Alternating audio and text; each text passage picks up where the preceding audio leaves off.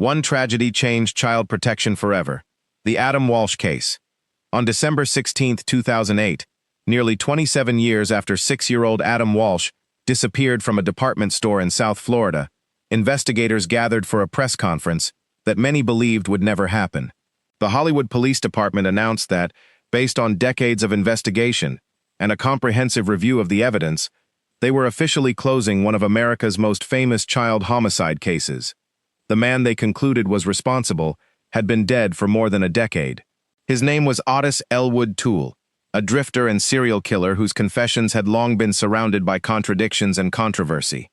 Yet after reviewing physical evidence, witness statements, investigative files, and advances in forensic analysis, detectives said they were confident enough to officially identify him as Adam's killer. For John and Reva Walsh, the announcement brought something they had waited almost 3 decades to hear. Not peace, not closure, but answers. The truth, even when incomplete, was better than endless uncertainty.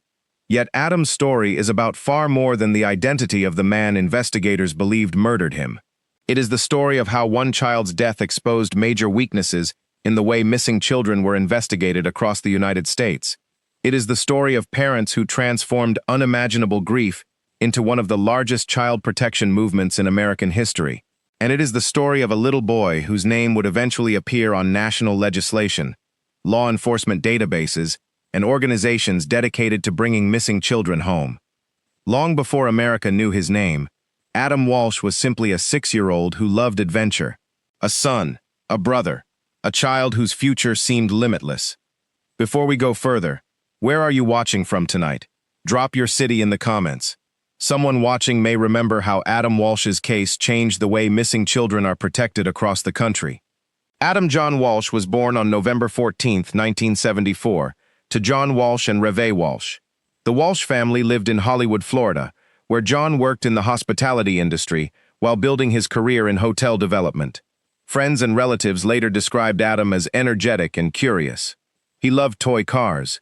He enjoyed superheroes. Like many children his age, he was fascinated by anything that moved quickly, especially automobiles and racing. Photographs from family albums show a smiling little boy with blonde hair and bright eyes. There is nothing in those photographs that suggests his name would one day become known throughout the world. By the summer of 1981, Adam was 6 years old. He had recently finished kindergarten. School was out. Summer vacation had begun. For children, summer often meant freedom, trips with parents, swimming pools, shopping, simple afternoons that seemed ordinary at the time. For the Walsh family, July 27, 1981, began exactly that way. There were errands to run. Nothing unusual. Nothing that suggested the day would become one of the most significant dates in the history of child protection in America. That morning, Reva Walsh decided to visit the Sears department store at the Hollywood Mall. Adam accompanied her. Inside the store, they separated briefly. Near the electronics department, Sears employees had televisions on display. A group of boys had gathered to watch video game demonstrations, including the game Atari. Adam asked if he could stay and watch. Believing he would be safe for a short time, Reva agreed while she continued shopping nearby. According to later testimony and investigative reports, a disagreement eventually developed among several older boys gathered around the display. A security guard intervened and ordered the older boys to leave the area. Because the guard did not know which children belonged with adults nearby, Adam apparently left with the group. When Reva returned only a few minutes later, Adam was gone. At first, she assumed he had wandered to another department. Parents know how quickly children can become distracted by toys, displays, or something interesting around the next corner. She searched nearby aisles, then additional departments. Store employees joined the search. Announcements were made. The search expanded throughout the building. Within a short time, it became clear that Adam was nowhere inside the store. Police were called. What began as a missing child report soon became one of the largest investigations in Florida history. In 1981, law enforcement agencies lacked many of the systems now considered standard. There was no Amber Alert, no National Center for Missing and Exploited Children, no nationwide computerized network dedicated specifically to missing children. Communication between agencies depended largely on telephone calls, teletype messages, and local coordination. Every passing minute reduced investigators' chances of finding Adam quickly. Detectives immediately interviewed Sears employees, shoppers, and security personnel. Witnesses attempted to reconstruct Adam's last known movements. Investigators searched surrounding businesses, nearby roads, parking lots, canals, vacant lots. Volunteers joined officers throughout South Florida. The Walsh family appeared before television cameras almost immediately, pleading for information. John Walsh later described those first hours as overwhelming. Every possibility remained open. Had Adam wandered away? Had someone offered him a ride? Had he been taken by force? No parent wants to imagine those questions. For John and Reve Walsh, they became impossible to escape. As the hours became days, media attention intensified. Local television stations interrupted programming. Newspapers published Adam's school photograph. Families across Florida began searching alongside law enforcement. The disappearance resonated because it challenged assumptions many parents held. Adam had disappeared from a busy department store during the middle of the day, surrounded by families, surrounded by employees, surrounded by people. If it could happen there, it could happen anywhere. Now that you know who Adam Walsh was before the tragedy, does his story remind you of someone in your own family? Tell me in the comments. Keeping Adam's memory human ensures that his legacy is never reduced to a headline. For nearly 2 weeks, investigators pursued every credible lead. Reports arrived from across Florida. Some witnesses believed they had seen Adam. Others believed they had seen suspicious vehicles. Each report demanded immediate attention. Detectives followed hundreds of tips. None led to Adam. Then, on August 10, 1981, a highway department employee made a devastating discovery near a drainage canal alongside Florida's Turnpike in Indian River County, more than 100 miles from Hollywood. The discovery immediately drew investigators to the scene. Dental records later confirmed the identity. The remains belonged to Adam Walsh. The investigation instantly shifted. Finding Adam answered one heartbreaking question, but it created another that would remain unresolved for decades. Who had taken him? And could investigators find that person before another child became a victim? Adam Walsh's murder shocked investigators, but almost immediately, another challenge emerged. There was very little physical evidence. The location where Adam's remains were discovered was far from the Sears store where he had disappeared. Detectives believed his killer had transported him across multiple counties, making it far more difficult to reconstruct exactly what had happened during the 13 days between Adam's disappearance and the discovery of his remains. Law enforcement agencies from throughout Florida joined the investigation. The Hollywood Police Department led the case, but assistance came from county sheriff's offices, the Florida Department of Law Enforcement, and eventually federal agencies. At the time, there was no centralized national system for coordinating missing child investigations. Each agency relied heavily on telephone calls, paper files, and cooperation between jurisdictions. Today, that sounds unimaginable. But in 1981, it was standard procedure. Detectives began retracing Adam's final known movements inside the Sears department store. Employees were interviewed repeatedly. Security personnel explained what they remembered from the electronics department. Witnesses described seeing several older boys gathered around the Atari video game display shortly before Adam disappeared. According to investigators, a Sears security guard had broken up an argument involving those boys and instructed them to leave. One of the most difficult questions detectives faced was whether Adam had accidentally walked out with that group or whether someone had been waiting outside the store. Unfortunately, no surveillance cameras recorded the exits. Modern shopping centers are filled with high-definition cameras covering entrances, parking lots, and interior hallways. In 1981, none of that existed. Investigators had to rely almost entirely on human memory, and human memory is imperfect. Witnesses often remembered different details. Some recalled seeing Adam outside. Others believed they had seen a suspicious man near the entrance. Each statement had to be compared with dozens of others. Some proved unreliable. Others remained impossible to confirm. The investigation quickly expanded beyond Florida. Tips poured in from across the country. Families believed they had seen Adam. Truck drivers reported suspicious encounters. Police departments followed every credible lead.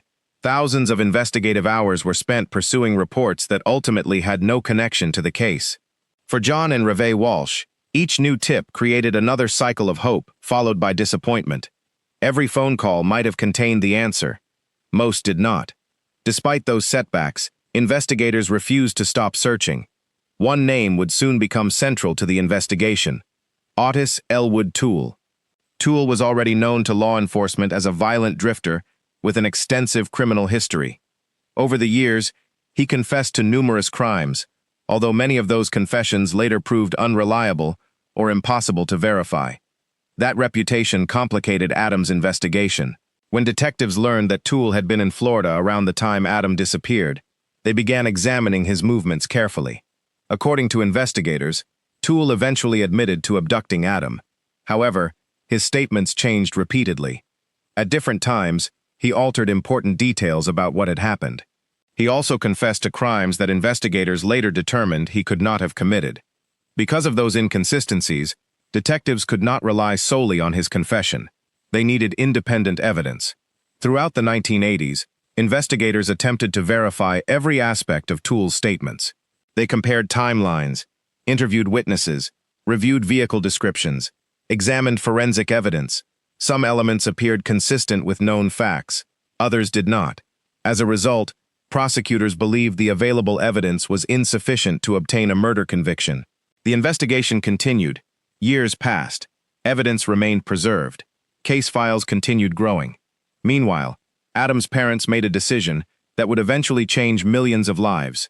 Rather than allowing Adam's death to define only their own family, they decided to fight for every missing child. John Walsh became one of the nation's most recognized victims advocates. He spoke publicly about shortcomings he believed existed in missing child investigations. At the time, there was no national clearinghouse dedicated to helping locate missing children. Information remained scattered among thousands of local agencies. Families often felt alone.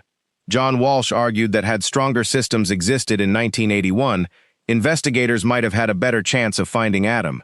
His advocacy attracted national attention. Members of Congress listened. Law enforcement leaders listened. Parents across America listened. In 1984, Congress authorized the creation of the National Center for Missing and Exploited Children, providing a centralized resource to assist families and law enforcement in missing child investigations. Although Adam's case was not the only reason for the organization's creation, his disappearance became one of its defining inspirations. The organization would go on to assist in thousands of missing child cases over the following decades. John Walsh's advocacy expanded even further. In 1988, he became the host of America's Most Wanted, a television program that encouraged viewers to help identify fugitives and missing persons. The show ultimately contributed to the capture of hundreds of wanted criminals and brought renewed public attention to unsolved cases. Adam's legacy had begun transforming American law enforcement. Yet despite those achievements, his own case remained unresolved. Investigators still lacked the evidence necessary to confidently identify his killer in court. The file remained open. The questions remained unanswered. Investigators had witness interviews, physical evidence, and multiple confessions from Ottis Toole, but the trail still went cold. Based on the verified evidence, what do you think made this case so difficult to solve? Share your thoughts respectfully in the comments. During the 1990s and early 2000s, advances in forensic science prompted detectives to reopen old evidence. New technologies allowed investigators to examine items collected decades earlier with greater precision than had been possible in 1981. Although no single breakthrough suddenly solved the case, each review strengthened investigators' understanding of the evidence. The passage of time also produced another advantage. Witnesses who had once been reluctant to speak sometimes became more willing to cooperate. Retired detectives shared institutional knowledge with newer investigators. Cold case reviews allowed experienced officers to question assumptions made years earlier. Despite these efforts, one obstacle remained impossible to overcome. Much of the original evidence had been lost, destroyed, or could no longer be tested using modern methods. That limitation frustrated investigators. They knew technology had improved dramatically, but technology could analyze only the evidence that still existed. For John and Reve Walsh, every anniversary brought renewed media attention. Each interview served two purposes: to remember Adam, and to remind the public that his killer had never been held accountable in court. As years turned into decades, some questioned whether the truth would ever be known. Investigators refused to give up. They continued reviewing the evidence. They continued examining Ottis Toole's statements, and eventually, their investigation reached a conclusion that would become one of the most closely scrutinized decisions in American criminal justice. One tragedy changed child protection forever. The Adam Walsh case, years without answers. By the early 1990s, Adam Walsh's case had become something few investigations ever do. It was no longer just a criminal case. It had become part of American history. Every year, television programs revisited Adam's disappearance. Newspapers published anniversary stories. Law enforcement agencies referenced the case when discussing improvements to missing child investigations. For millions of Americans, Adam's face had become one of the most recognizable images associated with child safety. Yet despite the national attention, the central question remained unanswered. Who had murdered Adam Walsh? The Hollywood Police Department refused to close the investigation without reaching a conclusion supported by evidence. Although Ottis Toole remained the primary suspect, detectives understood that suspicion alone was not enough. Their responsibility was not to confirm public opinion. It was to establish the truth. Over the years, detectives re-interviewed witnesses who had been present at the Sears store on July 27, 1981. Some remembered details they had forgotten during earlier interviews. Others admitted that memories had faded. Time is often the greatest enemy in criminal investigations. Witnesses move. People pass away.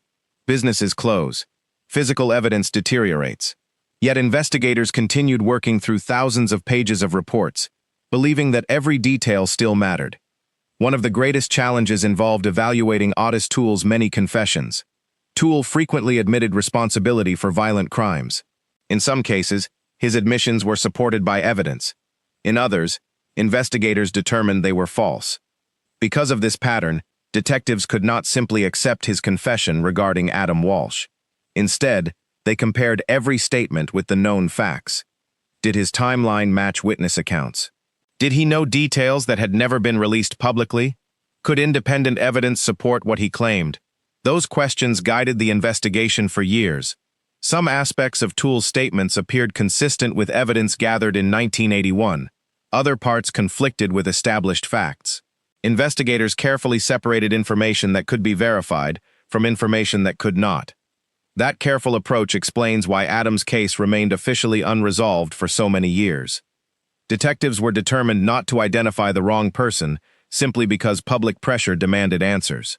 While investigators continued reviewing evidence, John Walsh became one of the country's most influential voices for victims' rights. Through America's Most Wanted, he helped bring national attention to fugitives and unsolved crimes. Week after week, viewers watched cases that might otherwise have received little publicity. The program encouraged ordinary citizens to report information directly to law enforcement. Over the years, the show contributed to the capture of hundreds of fugitives. Although John often stood before cameras asking viewers to help solve other families' tragedies, the memory of Adam remained at the center of everything he did. Many viewers knew him as a television host. But first, he was a father searching for justice. Walsh also remained deeply involved in advocacy efforts. Together, they worked with lawmakers, law enforcement agencies, and organizations focused on protecting children. They spoke openly about the changes they believed were necessary. Better communication between police agencies, faster responses when children disappeared, improved public awareness, national databases, standardized investigative procedures. Many of those recommendations gradually became reality. One of the most significant legislative milestones came in 2006, when the Adam Walsh Child Protection and Safety Act was signed into law. The legislation strengthened sex offender registration requirements, expanded protections for children, and improved information sharing among law enforcement agencies. Although the law addressed many issues beyond Adam's own case, it ensured that his name would forever be associated with protecting children across the United States. For the Walsh family, however, legislation could never replace what had been lost. No law could bring Adam back. No policy could erase decades of grief. Their advocacy was never about replacing justice. It was about preventing other families from experiencing the same tragedy. For more than 25 years, Adam Walsh's family continued speaking publicly, while investigators searched for answers. If you've ever waited years for justice in any part of your life, I hope you'll share your story respectfully in the comments. Your patience deserves to be acknowledged. As forensic science continued advancing during the early 2000s, detectives once again reviewed the evidence preserved from the original investigation. Cold case investigations across the United States were being transformed by new technology. Cases once considered unsolvable were suddenly producing answers through DNA analysis, improved forensic imaging, and renewed investigative reviews. Could Adam's case benefit from those same advances? The Hollywood Police Department believed it was worth trying. Detectives carefully re-examined surviving evidence from the original investigation. Unfortunately, they faced an obstacle common to many older cases. Some evidence collected in 1981 had been lost or destroyed over the years. Other items had degraded beyond what modern forensic testing required. Investigators later acknowledged that those losses limited what science could accomplish. Even so, they continued evaluating every remaining piece of evidence. At the same time, they reviewed decades of witness interviews alongside Ottis Toole's statements. The goal was not simply to identify a suspect. The goal was to determine whether the available evidence, viewed together, established a clear conclusion. By 2007, detectives assigned to the case believed they had reached that point. The evidence would undergo one final comprehensive review. That review would involve investigators who had worked the case for years, prosecutors, forensic specialists, and command staff within the Hollywood Police Department. Every document, every interview, every investigative decision, everything would be reconsidered. The review would ultimately lead to one of the most significant announcements in the history of the investigation. But before detectives stood before television cameras, they needed to answer one final question. Did the evidence support officially naming Adam Walsh's killer? We're about to reach the moment investigators believe the evidence finally came together. Before we continue, what do you think ultimately helped detectives reach their conclusion after nearly 3 decades? Share your prediction before we move into the next chapter. By 2008, nearly 27 years had passed since Adam Walsh disappeared from the Sears store in Hollywood, Florida. The investigation had generated thousands of pages of reports, hundreds of witness interviews, countless leads from across the United States, multiple reviews by experienced detectives. Although many people believed the case would remain officially unsolved forever, investigators at the Hollywood Police Department continued examining every piece of evidence that remained. Their responsibility was not simply to preserve history. It was to determine whether the evidence justified a formal conclusion. The investigation centered on one individual more than any other, Ottis Toole. Toole had died in prison in 1996, while serving sentences for unrelated crimes. Because he was no longer alive, investigators could never question him again, nor could any court determine his guilt or innocence. Instead, detectives had to evaluate everything he had said during his lifetime against the physical evidence and witness testimony collected since 1981. That process required extraordinary caution. Throughout his criminal career, Toole had confessed to numerous violent crimes. Some confessions proved accurate. Others were later shown to be false or impossible. Investigators therefore treated every statement with skepticism. Rather than asking whether Toole confessed, they asked whether the available evidence independently supported those confessions. During the final review, detectives revisited witness accounts placing a vehicle matching Toole's near the shopping center around the time of Adam's disappearance. They also re-examined investigative notes from the original detectives, timelines developed over decades, and forensic findings that remained available. According to the Hollywood Police Department, the cumulative weight of the evidence pointed consistently toward Toole. Although no single piece of evidence resolved every question, investigators concluded that the totality of the case supported identifying him as Adam's killer. On December 16, 2008, Hollywood Police Chief Chad Wagner announced the department's decision publicly. The department officially closed the criminal investigation, identifying Ottis Toole as the person responsible for Adam Walsh's murder. Chief Wagner acknowledged that the decision would not satisfy everyone. Some evidence that might have answered remaining questions had been lost during earlier decades of the investigation. Other evidence had deteriorated with time. Investigators openly recognized those limitations. Even so, they stated that the available evidence, viewed as a whole, supported their conclusion. John Walsh attended the announcement. For nearly 27 years, he had answered questions from reporters, spoken before lawmakers, advocated for victims, and searched for the truth about his son's death. Now he stood before the public once again. This time, the purpose was different. He thanked the investigators who had refused to abandon the case. He acknowledged that complete closure was impossible. Nothing could return Adam. Nothing could erase the suffering his family had endured. But after decades without official answers, he said knowing who investigators believed was responsible mattered. Not because it ended the pain, because it ended the uncertainty. For Reva Walsh, the announcement carried similar meaning. The grief of losing a child does not disappear because a case file is closed. Yet uncertainty can become its own kind of burden. The official conclusion removed one question that had haunted the family for decades. It did not erase the tragedy. It simply replaced one unknown with an answer investigators believed the evidence supported. The decision was not without public discussion. Some legal experts observed that because Ottis Toole had never stood trial, no jury had evaluated the evidence against him. Others pointed to inconsistencies in some of his historical confessions. The Hollywood Police Department responded by emphasizing an important distinction.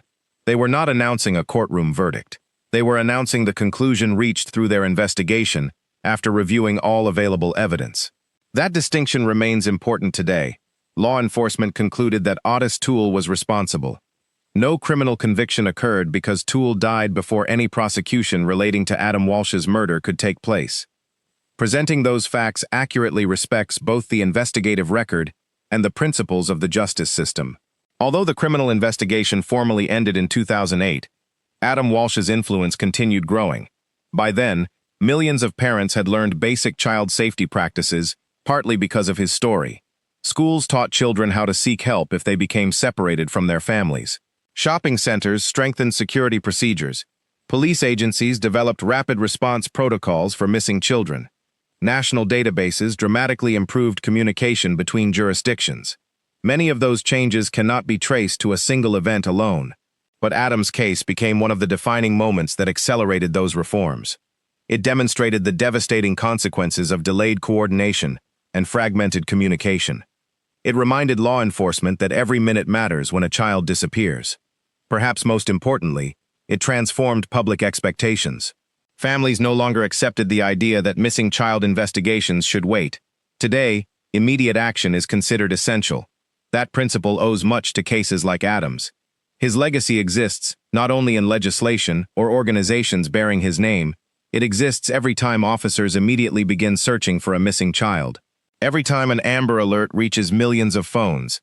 Every time investigators across multiple states share information within minutes instead of days. Every time a child returns safely, because systems now exist that did not exist in 1981. Adam Walsh changed those systems forever. The tragedy that began inside a department store became one of the most influential child protection cases in American history. Yet even after official announcements and legislative reforms, one truth remained unchanged. Behind every law, every organization, every investigative improvement, was a 6-year-old boy whose family simply wanted him to come home. That is the part of Adam's story that should never be forgotten. Legacy that continues to protect children. When Adam Walsh disappeared on July 27, 1981, the United States had no coordinated national system dedicated to locating missing children. There was no centralized database connecting law enforcement agencies across the country. No national organization devoted exclusively to assisting families whose children had vanished. No rapid alert system capable of reaching millions of people within minutes. Each police department largely worked within its own jurisdiction. Information moved slowly. Families often found themselves navigating an overwhelming system while enduring the worst moments of their lives. Adam's case exposed those weaknesses in a way few investigations ever had. The tragedy became a turning point. As John and Reva Walsh continued speaking publicly about their experience, lawmakers, investigators, and child advocates increasingly recognized that meaningful reform was needed. One of the most significant developments came in 1984, with the creation of the National Center for Missing and Exploited Children, NCMECC. Established with congressional support, the organization became a national resource for families and law enforcement. It helped coordinate missing child investigations, distribute photographs of missing children, provide investigative assistance, and educate families about child safety. Since its creation, the organization has assisted in hundreds of thousands of missing child cases. While many people associate the organization with Adam Walsh because of his family's advocacy, its mission extends to every family facing the uncertainty of a missing child. For John Walsh, however, advocacy did not stop there. In 1988, he became the host of America's Most Wanted. The program introduced viewers to fugitives, missing persons, and unsolved crimes, encouraging members of the public to report information directly to law enforcement. Over more than 2 decades on television, the program contributed to the capture of hundreds of fugitives and helped locate missing children across the United States and beyond. Although the program covered many different investigations, its underlying purpose reflected John's personal experience. He understood that one phone call, one witness, one forgotten memory, could change an investigation forever. Throughout those years, Walsh remained equally committed to supporting families affected by violent crime. Together, they transformed personal tragedy into public service. They frequently reminded audiences that missing children are more than photographs on posters or names in databases. They are sons, daughters, brothers, sisters, children whose families continue waiting every single day. The impact of Adam's case also reached Congress. In 2006, President George W. Bush signed the Adam Walsh Child Protection and Safety Act into law. The legislation strengthened the national system for tracking convicted sex offenders, expanded protections for children, improved information sharing among jurisdictions, and reinforced federal support for child safety initiatives. Legal scholars have noted that the act addressed a wide range of criminal justice issues beyond Adam's own investigation. Nevertheless, naming the legislation after Adam Walsh reflected the profound influence his case had on national conversations about child protection. For law enforcement, Adam's disappearance changed investigative culture. Today, when a child is reported missing under suspicious circumstances, agencies generally respond immediately. Officers begin gathering witness statements. Neighborhood searches are organized. Regional and national databases are updated rapidly. Investigators coordinate across jurisdictions from the earliest stages. Technology has transformed those efforts. Surveillance cameras, cell phone records, automatic license plate readers, digital communication, DNA analysis, facial recognition used within legal and policy limits. These tools were unavailable in 1981. Although no technology can guarantee that every missing child will be found, investigators consistently emphasize that rapid coordination dramatically improves the chances of a successful recovery. Adam's case helped shape that philosophy. It demonstrated the importance of acting quickly, rather than waiting for additional evidence to emerge. It also reminded the public that child safety depends on cooperation between families, communities, schools, and law enforcement. Perhaps the most remarkable part of Adam Walsh's story is that his influence continues decades after his death. Children who have never heard his name still benefit from systems created because of the changes his case inspired. Parents receive safety education. Police officers receive specialized training. Investigators have access to national resources unimaginable in 1981. Every improvement reflects lessons learned from families who refuse to allow tragedy to be forgotten. John Walsh has often explained that while nothing can replace Adam, helping protect other children gives meaning to advocacy that began with unimaginable loss. That perspective has resonated with families throughout the country. Many parents who later faced similar tragedies have described the Walsh family as a source of guidance and hope during their own investigations. Adam's story is therefore not only about what happened in 1981, it is about what happened afterward. A family's determination transformed the way America responds when children disappear. That transformation remains one of the most significant legacies of any criminal investigation in modern history. As we reach the end of this story, it is worth remembering that Adam Walsh should never be remembered only because laws bear his name. He should be remembered first as a little boy whose life mattered, a child who loved playing, who trusted the adults around him, who expected to return home after an ordinary shopping trip with his mother. Instead, his death changed an entire nation. His family's refusal to surrender to despair changed millions of lives, and the systems created in his memory continue working every day to help other children return safely to the people who love them. If you have ever seen an Amber Alert on your phone, if you've seen a missing child's photo shared nationwide, if you've watched law enforcement agencies coordinate immediately after a child disappears, you have witnessed part of Adam Walsh's legacy. His story is heartbreaking, but it is also one of the clearest examples of how determined families can influence lasting change. Thank you for taking the time to remember Adam Walsh with us. If you value respectful, research-based true crime documentaries that focus on verified facts rather than speculation, consider subscribing to the Silence Evidence. Every case deserves an answer. Every family deserves the truth.